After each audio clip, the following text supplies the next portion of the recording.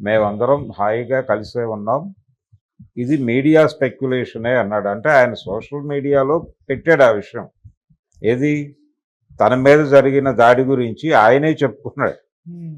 ఆయన ఆయన చెప్పుకున్న తర్వాతే ప్రపంచం మాట్లాడింది. అవును. మాట్లాడిన తర్వాత ఇటువంటిదేమీ లేదు అన్నాడు, అది డిలీట్ చేసి. అవును. అంటే ఈలోపు ఏదో సెటిల్మెంట్ జరిగితే జరిగుండొచ్చు గాక. కానీ ఆయన చెప్పుండాల్సింది కనీసం ప్రాబ్లం ఉంది అని.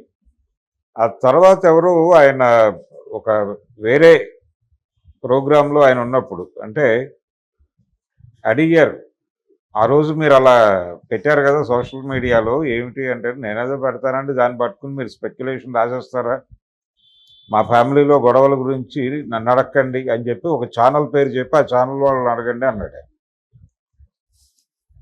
అంటే ఏం లేదు, మా మధ్య ఎస్టాబ్లిష్ చేసేటువంటి ప్రయత్నం. ఓకే.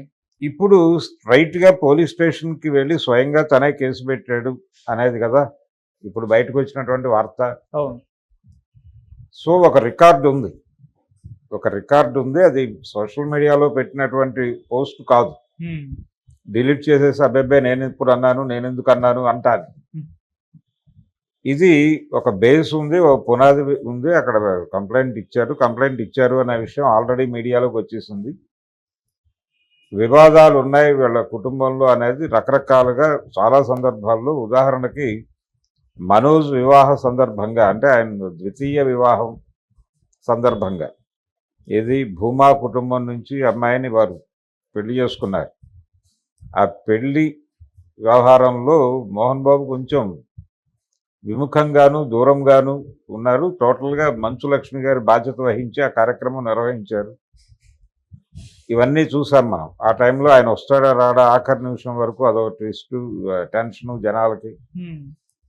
ఫైనల్గా ఆయన ఆశీర్వదించాడు, ఇటువంటిది ఏమీ లేదు అని చెప్పే ప్రయత్నం చేశాడు. కానీ ఆ పెళ్లి సందర్భంగా కూడా విభేదాలు వినిపించినాయి. ఇలా నడుస్తున్నటువంటి కథ వాళ్ళది. మనోజ్ మొదటి నుంచి కూడా కుటుంబంతో కొంత విడిగానే ఉంటూ వస్తున్నాడు ఆయన. అంటే ఫిలిం నగర్లో ఒక మోహన్ బాబు గారికి ఒక ఇల్లు ఉంది. అయితే అది తర్వాత ఆయన మంచు లక్ష్మి గారికి ఇచ్చారు అని అంటారు. అక్కడి నుంచి ఆయన వేరే చోటకి షిఫ్ట్ అయిపోయారు. షిఫ్ట్ అయిపోయిన తర్వాత కూడా మనోజ్ యాక్చువల్గా వేరే హౌస్ ఏదో తీసుకుని ఫిలిం నగర్లోనే ఉండేవాడు, ఆ డౌన్లో నాగయ్య గారి విగ్రహం దగ్గరలో ఉండేవాడు ఆయన. ఓకే. ఇప్పుడు అక్కడే ఉన్నట్టున్నాడు. అది ప్రైవేట్ వేరే వాళ్ళది, ఈయన తీసుకుని లీజుకో ఏదో తీసుకుని అక్కడ ఒక ఆఫీసు వ్యవస్థ ఆయన ఉండటం కూడా అక్కడే ఉంటున్నాడు. ఇలా ఆయన మొదటి నుంచి కూడా వీళ్ళతో లింక్ అయి ఉండటం లేదు.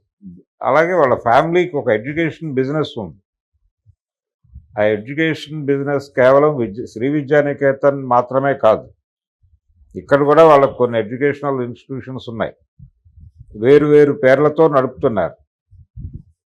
ఈ వేరు పేర్లతో నడుస్తున్నటువంటి ఎడ్యుకేషనల్ ఇన్స్టిట్యూషన్స్కి మంచు విష్ణునే బాధ్యుడిగా ఉన్నాడు.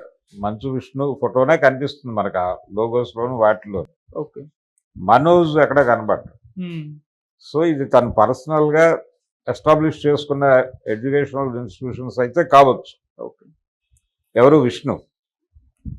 అలాగే సినిమా ఫీల్డ్లో కూడా ఆయన చాలా కొంత యాక్టివ్గా ఉన్నాడు. ఇప్పుడు మా అసోసియేషన్ బాధ్యుడిగా ఉన్నాడు ఆయన. దాంతోపాటు ఇప్పుడు కన్నప్ప అని ఒక పాన్ ఇండియా లెవెల్ ప్రాజెక్ట్ చేస్తున్నాడు.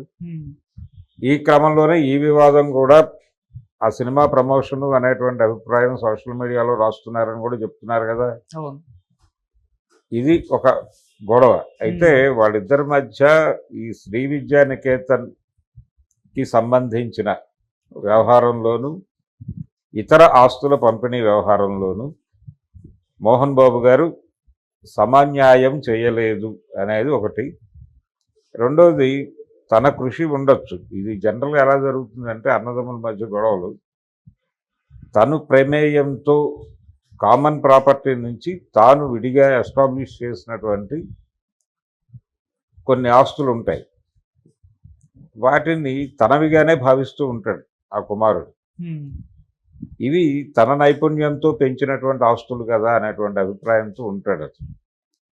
కానీ వాటికి కూడా పెట్టుబడి ఇక్కడి నుంచే వచ్చింది కాబట్టి పంపకాల్లో అది కూడా కీలకం.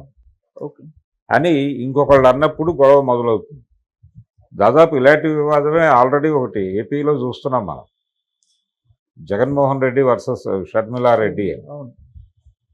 అక్కడ కూడా ఫాదర్ ఎక్వైర్ చేసినటువంటి ప్రాపర్టీస్ పంపిణీ మీదే గొడవ. హ్మ్. జనరల్గా ఎక్వైర్ చేసేటువంటి కెపాసిటీ ఉన్నవాడు, అంటే సంపాదించే కెపాసిటీ ఉన్నప్పుడు తండ్రులు సంపాదించినటువంటి ఆస్తుల పంపిణీ మీద మరీ అంత ఎక్కువ కాన్సన్ట్రేషన్ పెట్టాల్సిన అవసరం అయితే లేదు. హ్మ్. ఎప్పుడైతే వీళ్ళు ఓవర్గా కాన్సన్ట్రేట్ చేస్తారో అవతల వాళ్ళు సఫకేట్ అవుతారు. హ్మ్. ఆ సఫకేట్ అయిన వాళ్ళు వైలెంట్గా రియాక్ట్ అవుతారు. ఓకే. అదే అక్కడ చూసాం మనం. దాదాపు అలాంటి రియాక్షనే ఇక్కడ కూడా కనిపిస్తాం. అంటే ఈ బిజినెస్తో ట్రావెల్ అయ్యాడు మంచు విష్ణు కొంతకాలం. ఈ సందర్భంగా తన ఐడియాసు రకరకాలుగా అవి ఉపయోగపడి ఆ సంస్థ ఉన్నతికి సహకరించి ఉండొచ్చు. సో అక్కడి నుంచి తన భాగస్వామ్యం దాని తాలూకా షేరు ఎక్కువని ఆయన అనుకోవచ్చు. ఇతను సమానంగా ఉండాలని అనుకోవచ్చు. ఇలాంటి తేడాలు ఏవో ఉన్నాయి, వాళ్ళకి సమ్ ప్రాబ్లమ్స్ ఉన్నాయి. వీటితో పాటు తండ్రి గారు సంపాదించిన ఇతర ఆస్తుల పంపిణీకి సంబంధించి కూడా ఏదైనా వివాదం ఉంటే ఉండొచ్చు. నిజానికి వీళ్ళిద్దరూ ఒక్క తల్లి బిడ్డలు కాదు. ఆయనకి మొదట భార్య పిల్లాడు ఆయన విష్ణు, తర్వాత ఆవిడ సిస్టర్నే పెళ్లి చేసుకున్నాడు మళ్ళీ. ఆ చేసుకున్నటువంటి ఆవిడ కుమారుడు నిర్మలా గారి కుమారుడు, అతను విద్యా గారి కుమారుడు. ఇలా వీళ్ళ మధ్య ఒక గ్యాప్ ఉంది అనేది ఎస్టాబ్లిష్ చేయడానికి ట్రై చేస్తున్నారు. కానీ మంచు విష్ణు అక్క మంచు లక్ష్మి గారు ఆవిడ మనోజ్ పట్ల సానుకూలంగానే ఉంటారు. అతని వివాహం ఆవిడే బాధ్యత తీసుకుని చేశారు. సో వీళ్ళ తల్లులు వేరైనప్పటికీ వీళ్ళ మధ్య మంచి రిలేషన్సే ఉన్నాయి. మంచి రిలేషన్స్ ఉన్నాయి, కానీ ఉన్నప్పటికీ సమ్ ప్రాబ్లం ఉంది అక్కడ ప్రాపర్టీస్కి సంబంధించి. గొడవల దాకా తెచ్చుకోకుండా దాన్ని కొంచెం సిస్టమేటిక్గా సెటిల్ చేసి ఉంటే, పైగా మోహన్ బాబు గారు క్రమశిక్షణ గురించి తరచూ చెప్తూ ఉంటాడు ఆయన. అందుకని తన కుటుంబంలో కూడా ఈ క్రమశిక్షణకి సంబంధించి ఒకసారి కూర్చోబెట్టి మాట్లాడే ప్రయత్నం చేస్తుంటారు ఆయన. ఇదేదో విని ఉండకపోవచ్చు, వినకపోతే కొంచెం రియాక్ట్ అయి ఉంటాడు ఆయన. ఆయన స్వభావం అదే, కొంచెం ఫైర్ ఉంటుంది ఆయన.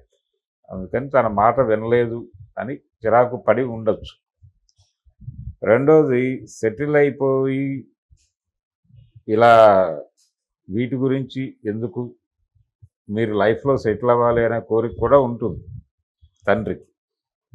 అది కాకుండా దీని మీద కాన్సన్ట్రేషన్ పెరిగి ఎప్పుడైతే ఇది అడుగుతారో అలాంటి సందర్భాల్లో అలాంటి కొడుకుల మీద కొంచెం చిరాకు ప్రదర్శిస్తారు. అలాంటిది ఏదైనా జరిగిందా అంటే, సినిమా పరంగా ఆయనకి సక్సెస్ఫుల్ లేవు మనోజ్కి. ఇతర వ్యాపారాల్లో ఆయన ఎక్కడ ప్లేస్ అయి ఉన్నాడో ప్రపంచానికి తెలియదు.